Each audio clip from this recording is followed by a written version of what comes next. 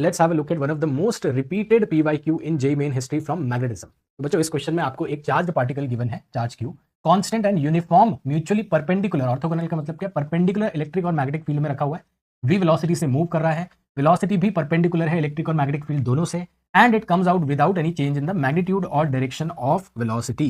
Now this clearly, the last line clearly hints you कि ये question किस situation का क्वेश्चन है, which is known as velocity selector. याद है वेलोसिटी सेलेक्टर में क्या होता था? वेलोसिटी सेलेक्टर में पर्टिकुलर वेलोसिटी के charge particles without deflection, without deviating, even दो इलेक्ट्रिक और मैग्नेटिक फील्ड दोनों लग रहे हैं, लेकिन दोनों फोर्सेस कैंसिल हो जाते हैं और एक पर्टिकुलर वेलोसिटी से मूव करता है। आइए देखते हैं उस कंसेप्ट को रिवाइज करते हैं। तो if you have a charge particle moving let's say in x direction with v velocity, ठीक है ना। अब suppose magnetic field inside the plane है, magnetic field inside the plane है, तो v क्रॉस b के डायरेक्शन में, v क्रॉस b के डायरेक्शन में आपको मैग्नेटिक फील्ड का फोर्स मिलता है, ठीक है। अब इसी के जस्ट ऑपोजिट में अगर इलेक्ट्रिक फील्ड हो तो इलेक्ट्रिक फील्ड का फोर्स भी ऐसे होगा, और एक पर्टिकुलर वैल्यू ऑफ वेलोसिटी के लिए ये दोनों फोर्सेस एक दूसरे को बैलेंस कर देते हैं, which is the condition of velocity selector. याद है, जहां पे हम F B equal to F E यानी कि Q V B equal to Q E लिख के v equal to E by B expression निकालते थे, also known as condition of velocity selector.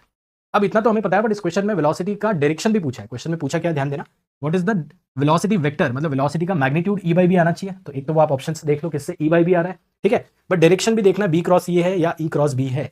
What do you think is the answer of this question? Pause जरूर करना एक बार answer करने से पहले।